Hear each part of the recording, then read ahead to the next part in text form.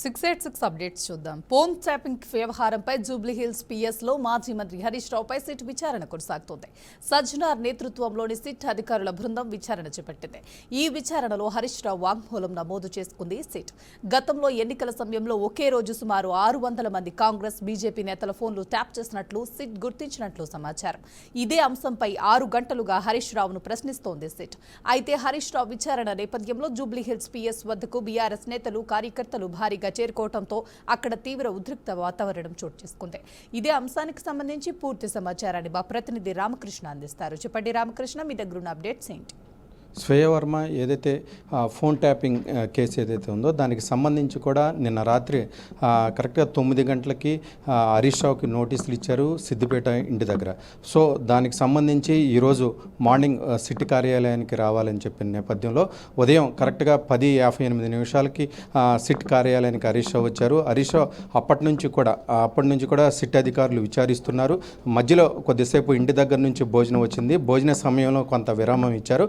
విరామం ఇచ్చిన తర్వాత మొత్తం కొనసాగుతున్న సిట్ అధికారుల నేతృత్వంలో దీనికి సంబంధించి ఫోన్ ట్యాపింగ్ ఏ విధంగా జరిగింది, ఏంటి, మీ పాత్ర ఎంతవరకు ఉంది, ఏదైతే దీనికి సంబంధించి ఫోన్ ట్యాపింగ్ సంబంధించి హరీష్ రావుకి ఏదైతే ప్రభాకర్ రావు, భుజంగరావు, ఏదైతే ప్రణీత్ రావు వీళ్ళకి సంబంధించి ముగ్గురులకు సంబంధించి కీలకంగా వ్యవహరించారు. వాళ్ళు ఇచ్చినటువంటి స్టేట్మెంట్ ఆధారంగానే హరీష్ రావుకి నోటీసులు జారీ చేశారు. దీనికి సంబంధించి కూడా కొద్ది రోజుల క్రితమే ఎమ్మెల్సీని కూడా పిలిచారు. ఎమ్మెల్సీ ఇచ్చినటువంటి వాంగ్మూలం బేస్ చేసుకుని కొన్ని ప్రశ్నలు మాత్రం హరీష్ రావుకి దీనికి సంబంధించి అడుగుతున్నట్లు కూడా తెలుస్తుంది. మొత్తం మీద చూసుకున్నట్లయితే కొంత రాజకీయ దుమారమే లేపుతుంది. ఇది దాదాపుగా 2 సంవత్సరాల నుంచి ఫోన్ ట్యాపింగ్ కేసు నడుస్తూనే ఉంది. ఇంతవరకు ఒక కొలిక్ కూడా రాలేదు అని చెప్పేసి బీజేపీ పార్టీ కూడా విమర్శలు చేస్తుంది. ఈ ఫోన్ ట్యాపింగ్ విషయానికి సంబంధించి ఏదైతే మునుగోడు బై ఎలక్షన్ ఏదైతే ఉందో, మునుగోడు బై ఎలక్షన్లో దాదాపుగా ఒకే రోజు 600 ఫోన్ల వరకు దీనికి సంబంధించి కూడా ఫోన్ ట్యాపింగ్ జరిగిందని చెప్పి సిట్ అధికారుల దగ్గర ఇన్ఫర్మేషన్ ఉంది. దానికి సంబంధించి ఎవరెవరు ఫోన్ నంబర్లు ట్యాప్ చేశారు, దానికి సంబంధించి ఎందుకు చేయాల్సి వచ్చింది, మీరు దీనికి సంబంధించి హరీష్ రావు దగ్గర ఉన్నటువంటి కాంటాక్ట్స్ అన్నీ కూడా వాళ్ళ దగ్గరికి షేర్ అయినాయి. ఎందుకు మీరు ఇలా ఫోన్ ట్యాపింగ్కి పాల్పడ్డారు, దీనివల్ల ఏం లబ్ధి పొందారు అనేది ప్రధానంగా సిట్ అధికారులు హరీష్ రావును అడుగుతున్నటువంటి క్వశ్చన్స్ ఇవి. మెయిన్గా చూసుకుంటే ఈరోజు మొత్తం కూడా హరీష్ రావును ఎంక్వైరీ చేస్తారు, లేదంటే మరొక రోజు దీనికి సంబంధించి నోటీసులు ఇచ్చి పిలిచే అవకాశం కూడా ఎక్కువగా ఉన్నట్టు కూడా తెలుస్తుంది. మొత్తం మీద చూసుకున్నట్లయితే ఈ ఫోన్ ట్యాపింగ్ వ్యవహారం అనేది దీని తర్వాత పరిణామాలు ఏ విధంగా ఉంటాయి, దీనికి సంబంధించి కూడా హరీష్ రావుతో పాటు కేసీఆర్ కూడా నోటీసులు ఏమైనా ఇస్తారా అని అయితే కొంత దీనికి సంబంధించి కూడా ఇది జరుగుతుంది. ఇంకో పక్క బీఆర్ఎస్ పార్టీకి సంబంధించిన నాయకులు మాజీ మంత్రి కేటీఆర్ కూడా కొద్దిసేపటి క్రితమే ప్రెస్ మీట్ పెట్టి మాట్లాడటం జరిగింది. ఖచ్చితంగా ఇది దీనిలో ఏమీ లేదు, ఇది కావాలని చెప్పేసి హరీష్ రావు ఏదైతే బొగ్గు గనులు సంబంధించి స్కామ్ ఏదైతే ఉందో అది బయట పెట్టారు. దాన్ని డైవర్షన్ చేయడం కోసమే ఈ ఫోన్ ట్యాపింగ్ వ్యవహారం అనేది రాత్రికి రాత్రి స్క్రీన్ మీదకి తీసుకొచ్చారని చెప్పి కేటీఆర్ మాట్లాడటం జరిగింది. ఏదైతే మున్సిపల్ ఎలక్షన్స్ ఉన్నాయో, మున్సిపల్ ఎలక్షన్స్ కావచ్చు, బొగ్గు స్కామ్ గురించి ఏదైతే దీనికి సంబంధించి కూడా బొగ్గు స్కామ్కి సంబంధించి కూడా దీనికి సంబంధించి మొత్తం కూడా టెండర్లు ఏవైతే ఉన్నాయో ఆ టెండర్లు కూడా క్యాన్సిల్ చేసినట్టుగా కూడా తెలుస్తుంది. ఏది జరగకపోతే టెండర్లు ఎందుకు క్యాన్సిల్ చేశారు అని బీఆర్ఎస్ పార్టీ కూడా కొంచెం క్వశ్చన్ చేసే పరిస్థితి అయితే ఉంది. మొత్తం మీద ఓవరాల్గా చూసుకున్నట్లయితే ఏదైతే వాళ్ళు జరుగుతున్నట్టు కాంగ్రెస్ పార్టీ వ్యవహరిస్తున్నటువంటి తీరు ఏదైతే ఉందో అవి ఏదైతే 6 గ్యారెంటీలని ఇవన్నిటిని కూడా మొత్తం కూడా హరీష్ రావు క్వశ్చన్ చేస్తున్నారు. హరీష్ రావు క్వశ్చన్ కొయ్యకుండా ఉండటం కోసమే ఈ ఫోన్ ట్యాపింగ్ వ్యవహారాన్ని పైకి లేవనెత్తారని కూడా కేటీఆర్ చెప్తున్నాడు. మొత్తం మీద అసెంబ్లీలోనే హరీష్ రావుని ఎదుర్కోవడానికి 8 మంది మంత్రుల వల్ల కాలేదు. ఈరోజు ఐపీఎస్ ఆఫీసర్లు 4 హరీష్ రావు చుట్టూ ఉండి క్వశ్చన్లు గుర్పించినంత మాత్రాన హరీష్ రావును ఎలాంటి మాకు నష్టం జరిగే అవకాశం ఎక్కువగా లేదని కూడా కేటీఆర్ చెప్తున్నాడు. మొత్తం మీద ఓవరాల్గా చూసుకున్నట్లయితే దీనికి సంబంధించి ఏమవుతుంది, ఏంటి, ఎప్పటి వరకు ఈ నైట్ 9 గంటల వరకు విచారిస్తారా, లేదంటే 10 అవుతుందా ఏంటి అనేది కొద్దిసేపు అయితే వేచి చూడాల్సిన పరిస్థితి అయితే ఉంది. Shweya Varma. Thank you Ramakrishna, thanks for the update. AP CM Chandrababu విదేశీ పర్యటనపై రాజకీయ రచ్చ మొదలైంది. పెట్టుబడుల ఆకర్షణ లక్ష్యంగా చంద్రబాబు టూర్ నిర్వహిస్తుంటే వైఎస్ఆర్సీపీ తీవ్ర విమర్శలకు దిగింది. చంద్రబాబు దావోస్కు రాష్ట్ర బ్రాండ్ ఇమేజ్తో కాదు టీడీపీ బ్యాండ్ మేళంతో వెళ్లారని వైసీపీ మాజీ మంత్రి అమర్నాథ్ మండిపడ్డారు. వైసీపీపై విమర్శలు చేయడానికే దావోస్ను వేదికగా వాడుకుంటున్నారని ఆరోపించారు. కోట్లాది రూపాయలు ఖర్చు చేసి వెళ్లి పెద్ద పెద్ద రికార్డింగ్ డాన్సులు పెట్టామని చెప్పుకుంటారా అంటూ ప్రశ్నించారు. దీనికి సంబంధించిన మరింత సమాచారాన్ని మా బీఆర్కే ప్రతినిధి సువర్ణబాబు అందిస్తారు. సువర్ణబాబు, చెప్పండి, అంశానికి సంబంధించిన అప్డేట్ ఏంటి? ఝాన్సీ, ఆంధ్రప్రదేశ్ రాష్ట్ర పెట్టుబడుల కోసం లక్ష్యంగా చంద్రబాబు విదేశీ టూర్ చేస్తున్నారని ప్రభుత్వం చెప్తుండగా ఈ రోజు చూసుకున్నట్లయితే సెక్షన్ లో భాగంగా ముఖ్యమంత్రి Chandrababu Naidu CII director general Chandrajit తో బెనర్జీ భారత్ కేంద్రంగా అభివృద్ధి ఏపీ సానుకూలంగా సీఎం చంద్రబాబు నాయుడు అయితే ప్రసంగించారు. విశాఖ సిఐఐ భాగస్వామ్య సదస్సు సాధించిన పెట్టుబడుల కోసం అయితే కావచ్చు, ఏపీ బ్రాండ్ ఇమేజ్ పారిశ్రామికవేత్తలతో ఆంధ్రప్రదేశ్ రాష్ట్ర ముఖ్యమంత్రి అయితే నారా చంద్రబాబు నాయుడు తెలిపినట్లయితే తెలుస్తుంది. ఒక పక్క చూస్తున్నట్లయితే ఈ పర్యటన లక్ష్యంగా చేసుకొని వైఎస్ఆర్సీపీ కార్యకర్తలు అయితే కావచ్చు, నాయకులు అయితే కావచ్చు తీవ్ర విమర్శలు అయితే చేస్తున్నారు. దావోస్ పర్యటన రాష్ట్ర ప్రయోజనాల కోసం కాకుండా అంటే కేవలం రాజకీయ విమర్శల కోసమే వేదికగా మారిందని వైఎస్ఆర్సీపీ కార్యకర్తలు అయితే నాయకులు అయితే కావచ్చు, మాజీ మంత్రి అయితే ఆరోపిస్తున్నారు అనమాట. ఈ మేరకు మరీ ముఖ్యంగా చూసుకున్నట్లయితే ఈ మేరకు వైఎస్ఆర్సీపీ మాజీ మంత్రి అమర్నాథ్ అయితే ఒక సంచలన వ్యాఖ్యలు అయితే చేశారనమాట. దావోస్ కు రాష్ట్ర బ్రాండ్ తో కాదు టీడీపీ బ్యాండ్ మేళంతో చంద్రబాబు నాయుడు వెళ్ళారు అని చెప్పేసి అని వ్యాఖ్యానించారు. పెట్టుబడుల కోసం వెళ్లాల్సిన వేదికను వైఎస్ఆర్సీపీ విమర్శలు చేయడానికే అక్కడికి వెళ్లి రాష్ట్రాన్ని అవమానించే విధంగా చేస్తున్నారని చెప్పని విమర్శలు చేశారు. దావోస్ లో రాష్ట్రానికి పెట్టుబడులు తీసుకురావాలనంటే ఏపీ బ్రాండ్ ప్రపంచానికే అయితే చూపించాల్సి వస్తుంది. అది చెయ్యకుండా టీడీపీ నాయకులు రాజకీయ ప్రచారం చేస్తున్నారని వైసీపీ నేతలే అయితే గుప్పమనే విమర్శలు అయితే చేస్తున్నారు. మరోవైపు చూసుకున్నట్లయితే చంద్రబాబు విదేశీ పర్యటన నా వల్లే పెట్టుబడులు వస్తాయని ప్రభుత్వం చెప్తుండగా ఇటు వైసీపీ కార్యకర్తలు అయితే కావచ్చు, నాయకులు మాత్రము ఇది పూర్తిగా రాజకీయ టూర్ అంటూ ఆరోపణలు అయితే చేస్తున్నారు. ఈ మొత్తం మీద చూసుకున్నట్లయితే ఈ అంశం అయితే ఆంధ్రప్రదేశ్ రాజకీయ లో మరింత వేడెక్కే అవకాశంగా కనిపిస్తుంది అనుకోవచ్చు. Jhansi, right, thank you Suvarnababu for the update. ఏపీలో సంచలనం రేపిన జోగి సోదరుల స్వల్ప ఊరట లభించింది. జోగి రమేష్, జోగిరామును విజయవాడ కోర్టులో హాజరుపరచగా వారి బెయిల్ పిటిషన్పై హైకోర్టు విచారణ జరిపింది. ఇక ఈ క్రమంలో జోగి రమేష్, జోగిరాములకు బెయిల్ను మంజూరు చేసింది. అయితే మొలకల చెరువుకు సంబంధించిన కేసులో జోగి రమేష్ రిమాండ్లోనే ఉన్నారు. ఈ కేసులో ఇంకా బెయిల్ మంజూరు కాలేదు. ప్రస్తుతం వారు విజయవాడ జైల్లో రిమాండ్ ఖైదీలుగా ఉన్నారు. ఇక ఇదే అంశానికి సంబంధించి పూర్తి సమాచారాన్ని మా బీఆర్కే న్యూస్ ప్రతినిధి సుబ్బు అందిస్తారు. సుబ్బు, చెప్పండి, మీ దగ్గర ఉన్న అప్డేట్ ఏంటి?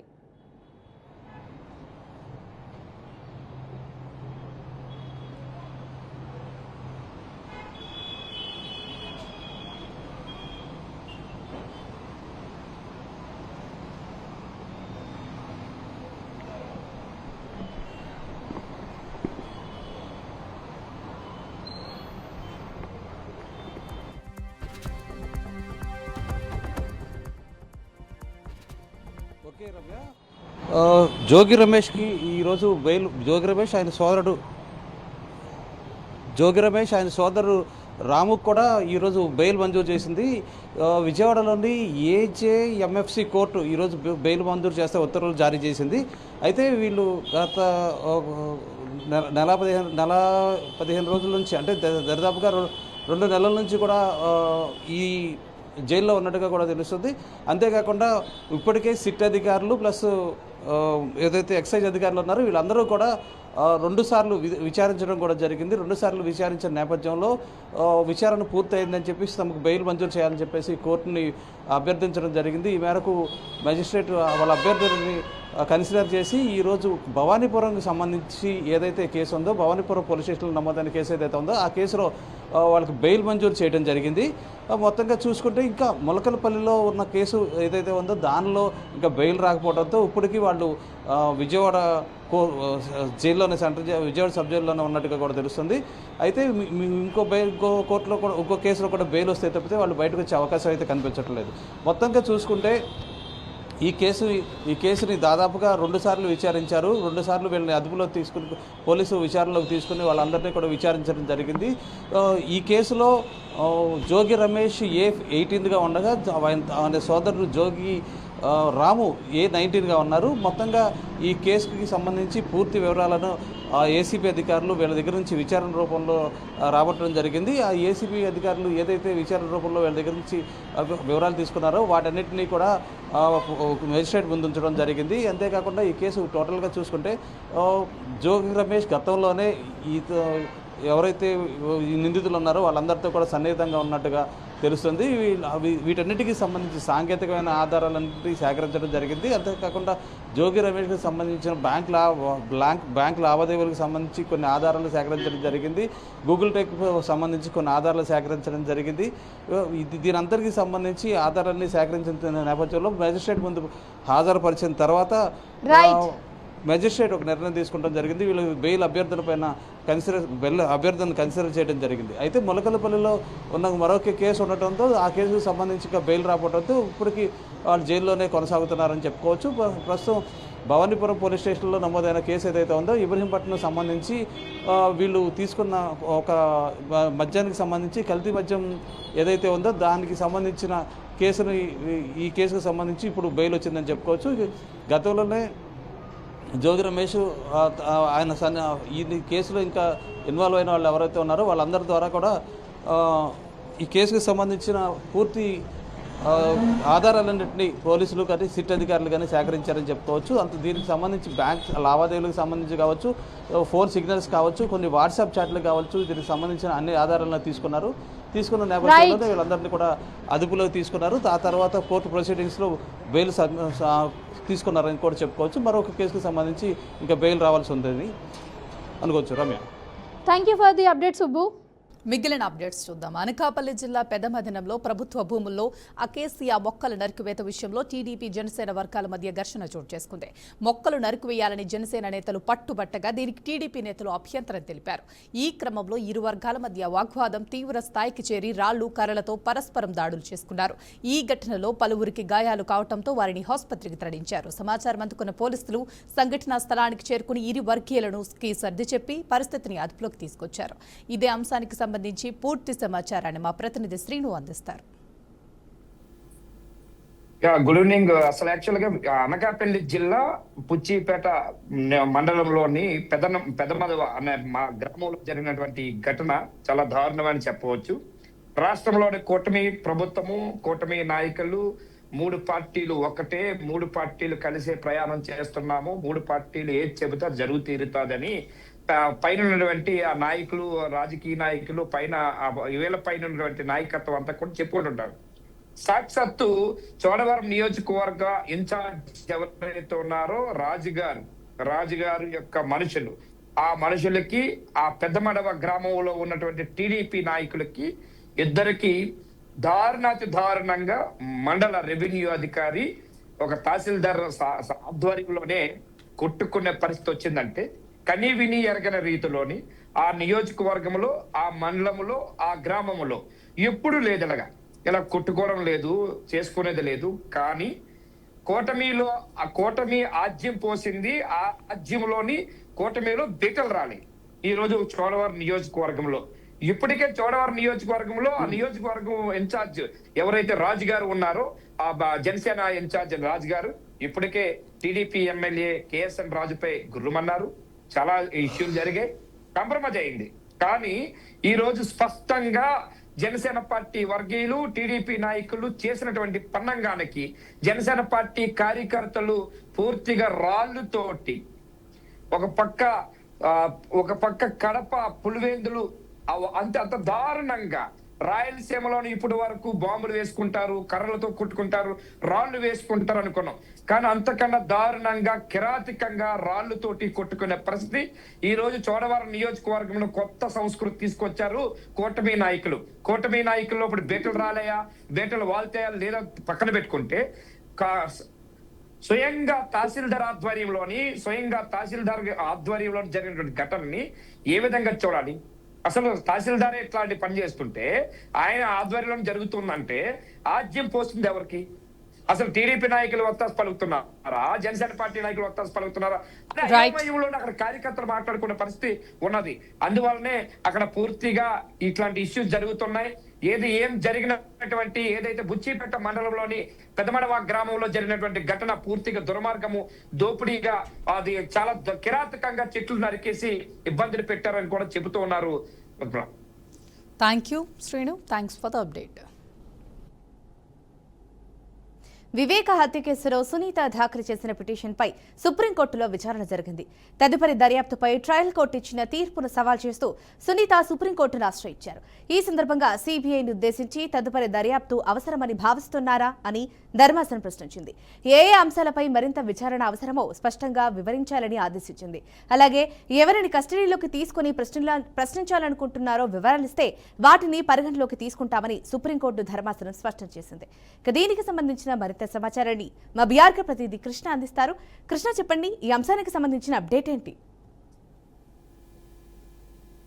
Thank you Jhansi. ఏదైతే వివేకానంద రెడ్డి హత్య కేసులో అయితే పూర్తిగా అయితే కీలక పరిణామాలు అయితే చోటు చేసుకున్నాయని అనుకోవచ్చు. అంటే మొత్తానికి చూసుకుంటే ఏదైతే వివేకానంద రెడ్డి హత్య కేసు అయితే చిలికి గాలివాణిగా మరి చివరికి తారస్థాయికి చేరుకునే విషయం అయితే అందరికీ తెలిసిందే. కానీ ఈ నేపథ్యంలో చూస్తే ఏదైతే సునీత ఇచ్చిన పిటిషన్ మేరకు అయితే సుప్రీంకోర్టులో అయితే దాఖలా చేయడం అయితే జరిగిందని అనుకోవచ్చు. అయితే సిబిఐకి ఇచ్చిన వాగ్మూలం ఏదైతే ఉందో పూర్తి స్థలం అయితే అదే వాగ్మూలం కూడా సుప్రీంకోర్టుకి అయితే ఇవ్వడం జరిగింది. పూర్తి స్థలం అయితే ఏదైతే ట్రయల్ కేసు సంబంధించి కావచ్చు, అయితే ఎవరికి ఏది ప్రస్తుతానికి ఏదైతే మీరు సంబంధించిన విచారణ కోరారో ఆ మేరకు అయితే పూర్తి స్థలం అయితే మేము దానికి అంగీకరిస్తామని కూడా సుప్రీంకోర్టు న్యాయ ధర్మాసనం అయితే చెప్పడం జరిగింది. అయితే మొత్తానికి చూస్తే వివేకానంద రెడ్డి హత్య కేసు అయితే పూర్తి స్థలం అయితే సునీత ఇచ్చిన పిటిషన్ మేరకే పూర్తి స్థలం అయితే దర్యాప్తు చేస్తున్నారు. అదే విధంగా ట్రయల్ కోర్టులో కూడా ఆ సంబంధించిన విచారణ కూడా చేయాలంటూ కూడా ఆదేశాలు జారీ చేయడం జరిగింది. ఈ రోజు చూస్తే మంగళవారము పూర్తి స్థలం అయితే ఏదైతే ధర్మాసనం చెప్పిందో, సుప్రీంకోర్టు ధర్మాసనం చెప్పిందో పూర్తి స్థలం అయితే సునీతకి ఫేవర్ గానే అనేసి అనుకోవచ్చు. అయితే పూర్తి స్థలం అయితే ఎవరైతే సునీత ఇచ్చిన ఫిర్యాదులు ఏదైతే పొందుపరిచాయో ఆ విషయం వరకే అయితే పూర్తి స్థలం అయితే ఎవరైతే ఉన్నారో వారిని కూడా పిటిషన్ మీరు ఇచ్చిన ప్రకారం అయితే మేము దాన్ని కస్టడీలోకి తీసుకుంటామని కూడా వారు చెప్పడం జరిగింది. ఈ నేపథ్యంలో చూస్తే తదుపరి దర్యాప్తు పైన కూడా ట్రయల్ కోర్టు తీర్పు సుప్రీంకోర్టులోనే సవాల్ విశ్లేషించడం కూడా పూర్తి స్థలం అయితే మనకు సమాచారం తెలుస్తుంది. అయితే మొత్తానికి ఏది ఏమైనప్పటికీ కూడా వివేకానంద రెడ్డి హత్య కేసు అయితే పూర్తి స్థలం అయితే ఎవరు చేస్తారనేది కూడా అందరికీ తెలిసిన సత్యమే అనేసి అనుకోవచ్చు. అయితే మొత్తానికి ఏది ఏమైనప్పుడు కూడా ఈ యొక్క వివేకానంద రెడ్డి కేసులో అయితే పూర్తి స్థలం అయితే కీలక పరిణామాలు అయితే చోటు చేస్తుందని కూడా పూర్తిగా తెలుస్తుంది. Jhansi, right, thank you Krishna for the update. BJP నూతన జాతీయ అధ్యక్షుడిగా సీనియర్ నేత నితిన్ నబీన్ బాధ్యతలు స్వీకరించారు. ఇప్పటి వరకు ఆ పదవిలో ఉన్న నడ్డా స్థానంలో ఆయనను పార్టీ నియమించింది. ఇక క్షేత్ర స్థాయి నుంచి జాతీయ స్థాయి వరకు సాగిన విస్తృత అంతర్గత ఎంపిక ప్రక్రియ అనంతరం ఈ నిర్ణయం తీసుకున్నట్లుగా పార్టీ వర్గాలు తెలిపాయి. 45 ఏళ్ల నితిన్ నబీన్కు పార్టీ పగ్గాలు అప్పగించడం రాబోయే ఎన్నికల వ్యూహంలో కీలక అడుగుగా రాజకీయ వర్గాలు విశ్లేషిస్తున్నాయి. ఇక ఇదే అంశానికి సంబంధించి పూర్తి సమాచారాన్ని మా బీఆర్కే ప్రతినిధి రవీందర్ అందిస్తారు. రవీందర్, చెప్పండి, మీ దగ్గర ఉన్న అప్డేట్ ఏంటి? రమ్య, ఏదైతే 12వ జాతీయ అధ్యక్షుడిగా నితిన్ నబీన్ ఎన్నుకోవడం జరిగింది. మొత్తం మీద నబీన్ 12వ జాతీయ అధ్యక్షుడిగా అంటే అతి చిన్న వయసులో 45 సంవత్సరాలనే జాతీయ అధ్యక్షుడు అనేది చాలా అరుదైన అంశంగా బీజేపీ నాయకులు అయితే మనం ప్రకటించడం, ఆ తర్వాత వాళ్ళైతే ఆనందోత్సవాలు చెప్పుకుంటున్నటువంటి సందర్భం. అంటే 45 వయసులో ఒక యంగ్ డైనమిక్ లీడర్ తీసుకోవాలని జాతీయ నాయకత్వం భావించి ఆయన యొక్క అంటే ఆయన ఎక్కడి నుంచి నిబద్ధత కలిగి ఉన్నాడు అనేది కూడా మనం చెప్పుకోవచ్చు. మొత్తం మీద ఆయనే ఒక ఆర్ఎస్ఎస్ సంస్థ నుంచి ఆయన బలోపేతమై అక్కడ ఉన్న క్రమశిక్షణ, పార్టీ భావజాలం, పార్టీ యొక్క నియమ నిబంధనలకు ఆకర్షణ విధంగా ఆయన అందులో ట్రైనింగ్ తీసుకున్న తర్వాత ఎప్పుడైతే అందులో నుంచి ట్రైనింగ్ తీసుకొని బయటకు వచ్చిన తర్వాత వాళ్ళకు అధిష్టానం గమనించి బీజేపీ టికెట్ ఇచ్చి బీహార్ నుంచి ఎమ్మెల్యే టికెట్ ఇచ్చి సునాయాసంగా గెలవడం జరిగింది. అందులో భాగంగానే దాదాపుగా బీహార్ అసెంబ్లీకి 5 సార్ల ఎమ్మెల్యేగా ఎన్నికై అక్కడ పరిపాలన అందించడం జరిగింది. ఆ నిబద్ధత కలిగిన నేతగా అధిష్టానం గుర్తించి ఒక యంగ్ డైనామిక్ ను జాతీయ స్థాయికి తీసుకురావాలి, ఆయన అన్ని ప్రాంతాలు సందర్శించి అన్ని రాష్ట్రాలను బలోపేతం చేసి పార్టీకి రానున్న ఎలక్షన్లలో పార్టీకి చాలా శక్తివంతంగా పనిచేయడం జరుగుతుంది. ఒక మంచి యంగ్ డైనామిక్ తీసుకురావాలనే ఉద్దేశంతోనే అక్కడ ఉన్నటువంటి నితిన్ నబీన్ ను ఆ స్థాయికి ఆ స్థానానికి ఎంపిక చేయడం జరిగింది. మొత్తానికి చూసినట్లయితే కనుక ఆయన బీహార్ లో చాలా క్రమబద్ధత కలిగినటువంటి నేతగా అధిష్టానం అడుగుజాడల్లో అధిష్టానం ఆదేశాలతోనే ఆయన ఎప్పుడు ముందుకు పోయి అక్కడ ఉన్నటువంటి పార్టీ కార్యకలాపాలను భిన్నంగా తర్వాత చాలా అత్యంత శక్తితో అంటే శ్రద్ధతో చేసి వాళ్ళ మనల్ని పొందినటువంటి నేతగా పేరుంది. ఆ నేతనే ఈ రోజు జాతీయ 12వ అధ్యక్ష స్థానాన్ని వరించింది. ఆయన యొక్క చిన్న వయసులో 45 సంవత్సరాలు ఇప్పుడు ఆయన వయసులో ఆ స్థానాన్ని అధిరోహించడం అనేది ఆ స్థానానికి ఆయన ఎంపిక చేసి అగ్రనేతలంతా వచ్చి ఆయన ప్రమాణ స్వీకారానికి హాజరయ్యి ఆయన ఆశీస్సులు ఇవ్వడం జరిగింది.